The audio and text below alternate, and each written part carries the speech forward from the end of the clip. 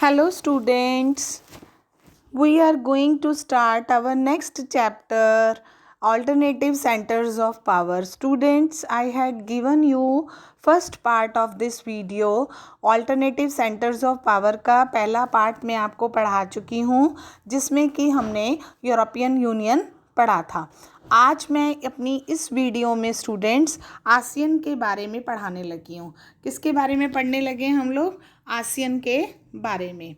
Students, myself Anupama Sharma going to tell you new centres of power part 2, जिसमें कि हम ASEAN को पढ़ेंगे। किसको पढ़ेंगे स्टूडेंट्स? आसियन को पढ़ेंगे। लेकिन उससे पहले मैं आपको एक चीज़ बताने लगी हूँ कि हमारे कौन कौन से इम्पॉर्टेंट ड्रॉबैक्स थे यूरोपियन यूनियन के, जिसकी वजह से यूरोपियन यूनियन एक सक्सेसफुल ऑर्गेनाइजेशन नहीं हुई थी। यूरोपियन यूनियन एक सक्सेसफुल ऑर्गेनाइजेशन नहीं हुई थी। वो क्या थे कि all members are not positive in European Union. European Union के सभी मेंबर्स जो थे वो पॉजिटिव एटीट्यूड नहीं रख रहे थे, ना ही आपस में फ्रेंडली थे। कोई किसी नेगेटिविटी का था, कोई किस फीलिंग का था, तो that's why they were not cooperating. Members of EU have separate foreign and defense policies. Sometimes they are against each other. Here the important point is that European Union के जो members थे they were having separate foreign policies. अलग अलग उनकी foreign policies थी, defence policies थी, जिसकी वजह से उनके बीच में आपस में वैचारिक मतभेद थे। When USA attacked on Iraq, here the important point is that when USA attacked on Iraq, at that time Britain supported USA. बजाय इसके कि ब्रिटेन को इराक का साथ देना चाहिए था, ब्रिटेन ने USA का साथ दिया। Germany and France were also opposing this attack. Germany और फ्रांस ने तो उनके अटैक को अपोज किया। किसके अटैक को? यूएसए के अटैक को। लेकिन जो ब्रिटेन था उसने यूएसए को सपोर्ट किया। तो नाउ ये हमारी जो प्रॉब्लम्स थी, drawbacks of European Union. Now coming to my today's topic and that is ASEAN. ASEAN के बारे में अब देखते हैं। ये जो है students, that is the logo of ASEAN. Logo of ASEAN. ASEAN जो है ये इसका लोगो है। आपको पता होना चाहिए कि आसियन का लोगो क्या है। उसके बाद स्टूडेंट्स जो हमारा नेक्स्ट इसके आगे से चलते हैं, हम देखते हैं कि ऐसी क्या चीज़ थी, कैसे इसको एस्टेब्लिश किया गया। ASEAN is known as south eastern Asian countries. ASEAN is known as south eastern Asian countries. It was established in 1967 by 5 countries of this region. It was signed in 1967 by 5 countries of this region और Bangkok announcement letter के अनुसार इसको announce किया गया था कि इन देशों ने, 5 देशों ने, इम्पॉर्टेंट कंट्रीज़ ने एक एसोसिएशन बनाई। In starting 5 countries were there, but later on 5 more added, और 5 देश इसके अंदर और शामिल हो गए। अदर कंट्रीज़ जो थे वो कौन कौन से थे? ब्रुनेई दारुइस्लाम, वियतनाम, लाओस, म्यांमार और कंबोडिया। ये सारे के सारे देश बाद में शामिल हुए थे। ASEAN is very fast growing into as important regional organisation and the main important point is that it was established for accelerating economic growth. It was established for accelerating economic growth because it was very much important कि क्यों इसको establish किया जाए। And here I had explained you that 5 countries had started it. Can you guess who were the countries who started it? These were the countries: Indonesia, Malaysia, Philippines, Singapore and Thailand. Earlier countries कौन थे इसके member countries? Indonesia, Malaysia, Philippines, Singapore and Thailand. और इन सब ने मिलकर Bangkok में इकट्ठे हुए। That's why it is known as Bangkok declaration या बैंकॉक अनाउंसमेंट लेटर। और ये जो है बाद में मैंने आपको जैसा बताया ही है कि ये जो देश बाकी वाले शामिल हैं, ये Brunei, Darussalam, Vietnam, Laos, Myanmar, Cambodia, ये इसके अंदर बाद में शामिल हुए। उसके बाद स्टूडेंट्स जो हमारा नेक्स्ट टॉपिक है इसी से रिलेटेड, वो क्या है कि आसियन का ये देखिए मैप है। This is the map of ASEAN. ये जो इसके कलर ये कंट्रीज़ हैं, कौन कौन से इसके अंदर शामिल देश हैं, कि येलो से कलर से दिखा है, पिंक से है, और इसके साथ साथ दूसरे देश हैं जो इसके अंदर इसके मेंबर कंट्रीज़ हैं। और उसके बाद से स्टूडेंट्स इसका जो है, ये तो आपने मैप ही देख लिया कि कौन सा मैप है इसका। देन इम्पॉर्टेंट तो है ही है ये कि इसका एक ऐसी एसोसिएशन बनी गई। अब हमारा नेक्स्ट टॉपिक है what were the main objectives, या what are the main objectives of ASEAN. पहले मैं आपको सारे पॉइंट्स को डिस्कस कर दे रही हूँ। रैपिड इकोनॉमिक डेवलपमेंट, आसियान का उद्देश्य क्या है कि अपने फ्रेंड कंट्रीज़ की रैपिड इकोनॉमिक डेवलपमेंट की जाए, सोशल एंड कल्चरल डेवलपमेंट की जाए, रिफॉर्म लॉ एंड एडमिनिस्ट्रेशन किए जाएं, increase regional peace and permanency based on US. कैसे? Objectives of ASEAN were primarily to accelerate, सबसे पहला क्या है, इकोनॉमिक ग्रोथ को, जितने भी इसके सदस्य देश हैं उनके आर्थिक विकास किया जाए उनमें। कैसे? और वो आर्थिक विकास किस प्रकार से संभव है? आर्थिक विकास तभी संभव है जब समाज की प्रोग्रेस हो और सांस्कृतिक रूप से विकास होगा, तभी ही इसके सदस्य देशों का विकास हो पाएगा। इम्पॉर्टेंट नेक्स्ट इसका ऑब्जेक्टिव है promote regional peace and stability. Regional peace and stability कैसे हो जाएगी? अगर शांति होगी देशों में तभी वो तरक्की कर सकेंगे। रूल ऑफ लॉ होगा, कानून का शासन होगा, and the principles of the United Nations charter, और वो वाले सिद्धांत फॉलो किए जाएंगे जो कि यूनाइटेड नेशंस के चार्टर में शामिल किए गए हैं। यही इसका एक सबसे इम्पॉर्टेंट एक उद्देश्य है, क्योंकि इसका उद्देश्य आर्थिक रूप से विकास को तेज करना है, सांस्कृतिक विकास हासिल करना है, कानून का शासन और संयुक्त राष्ट्र के कायदों पर आधारित क्षेत्रीय शांति और स्थायित्व को बढ़ावा देना है।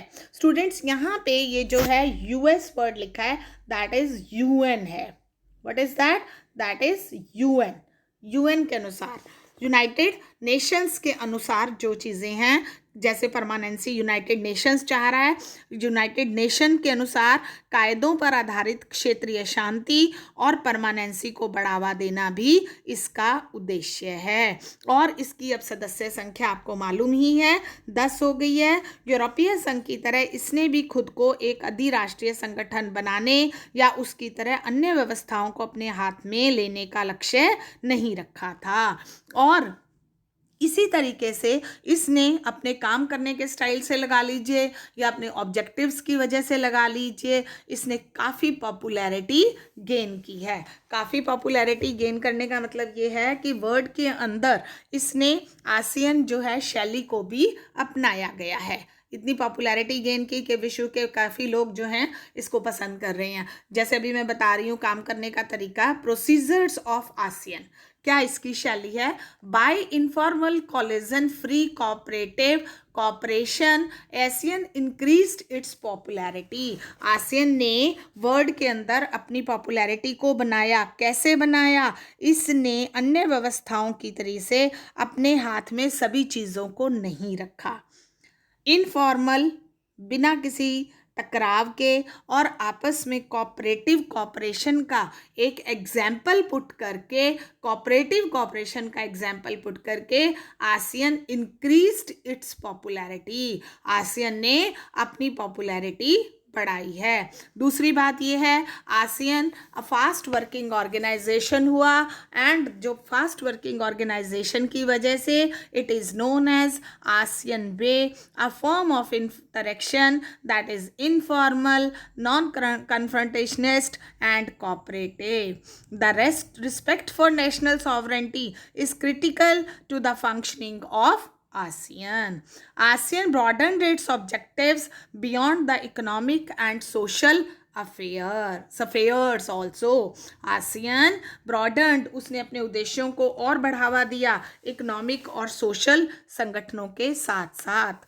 कैसे? आसियान जो है सबसे तेज रफ्तार से आर्थिक तरक्की करने वाले सदस्यों देशों के समूह ने आसियान ने अब अपने उद्देश्यों को आर्थिक और सामाजिक दायरे से ज़्यादा सर्वोच्च बनाया है। 2003 में आसियान ने 3 चीज़ों की और स्थापना की, जो मैं आगे अगले पार्ट में आपको बताने लगी हूँ। उसके बाद स्टूडेंट्स, इसका जो है these were the known as procedure of ASEAN और known as style of ASEAN. Style of ASEAN very important है।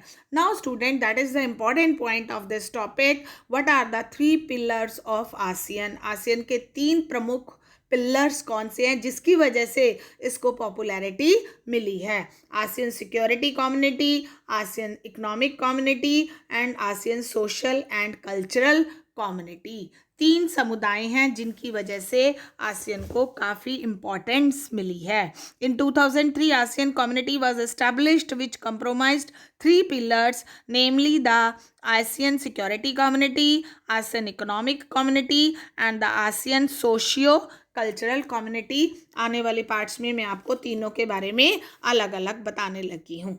तीनों पिलर्स जो हैं आसियान के, उनके बारे में अब हम पढ़ेंगे कि कौन कौन से तीनों पिलर्स को कैसे एक्सप्लेन किया गया है।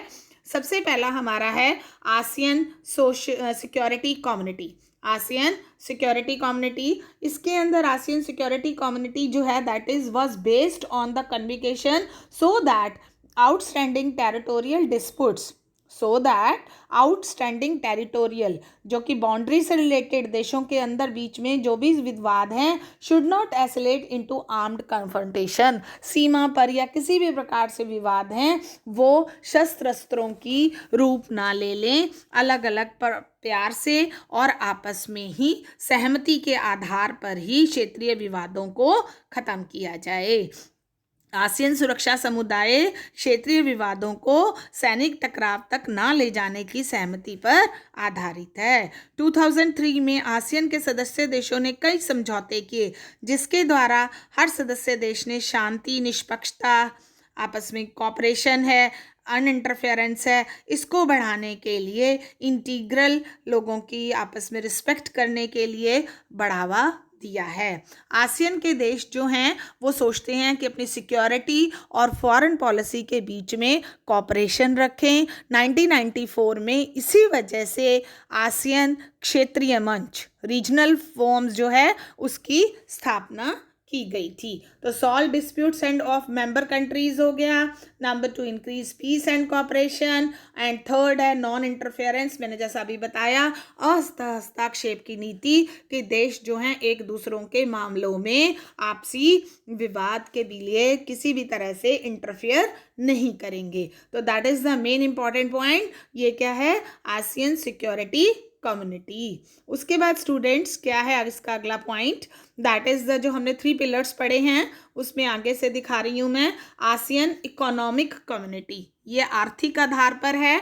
आर्थिक आधार पर हमने क्या किया है स्टूडेंट्स? इसके लिए increase common market and open trade market. Increase common market, मुक्त व्यापार संगठन बनाया जिसमें कि कुल अर्थव्यवस्था अमेरिका, यूरोपीय संघ और जापान की तुलना में काफ़ी छोटी है इनकी, लेकिन इसका विकास इन सबसे अधिक तेजी से हो रहा है। किससे अधिक तेजी से? अमेरिका से, यूरोपियन यूनियन से और जापान से इसका विकास सबसे अधिक हो रहा है। किसका? आसियान का।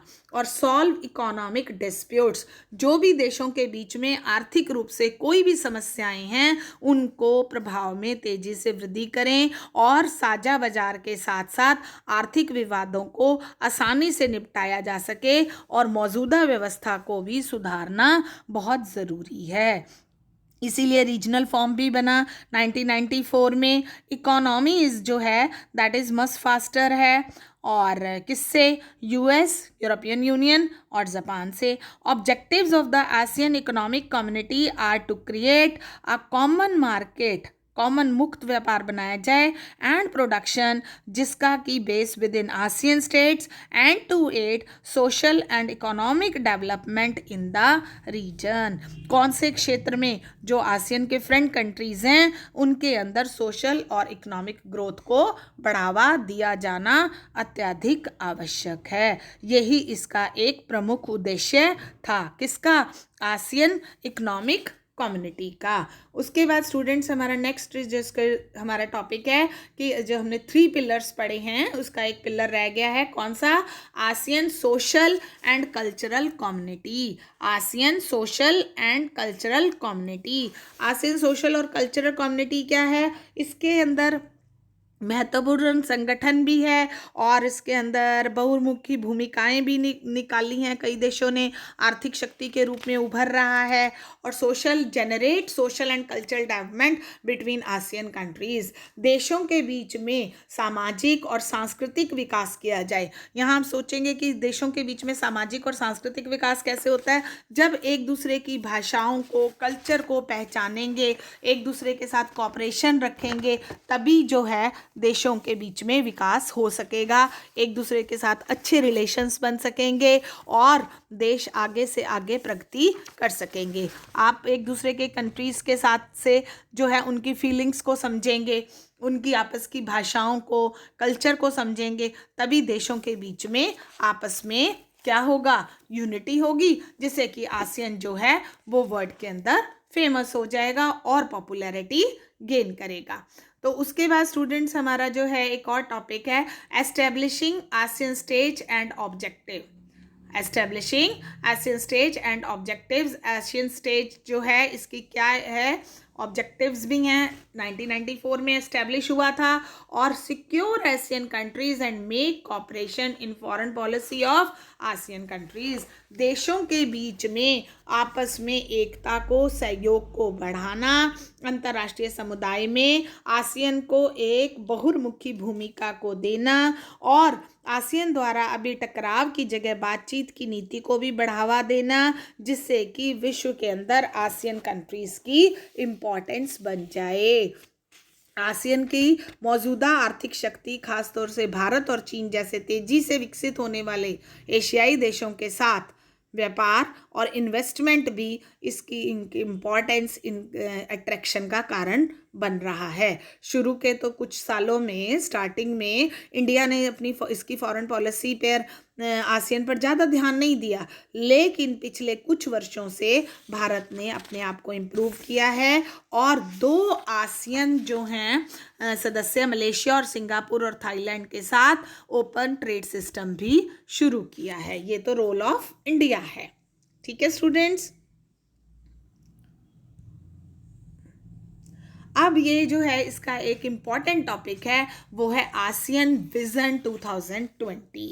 ASEAN Vision 2020, that is an important point of this chapter. Vision 2020 has defined an outward-looking role for ASEAN in the international community. International community में इसका एक काफ़ी important role है. This builds on the existing Asian policy to encourage. This builds on the existing ASEAN policy to encourage negotiation over conflicts in the region. कि अगर देशों के बीच में आपसी कोई विवाद है तो उसको आपसी प्यार से, सहयोग से दूर किया जाए, म्यूचुअल डिस्कशन से दूर किया जाए। आपसी बातचीत हो गई है, एक दूसरे की समझ से, टकराव की जगह बातचीत की बढ़ावा देने की नीति से बात निकली है और इसी मेथड से देशों ने, आसियन कंट्रीज़ ने कंबोडिया की समस्या को भी सॉल्व किया और ईस्टर्न तैमूर प्रॉब्लम को भी सॉल्व किया था। आसियन ने कंबोडिया के टकराव को ख़त्म किया और पूर्वी तैमूर के संकट को संभाला और पूर्व एशियाई सहयोग पर बातचीत के लिए 99 से नियमित रूप से हर साल एनुअल बैठक भी आसियन की हो रही है। तो मेरे ख्याल स्टूडेंट्स आप सबको समझ में आ गया होगा कि आसियन जो है वो क्या चीज़ है।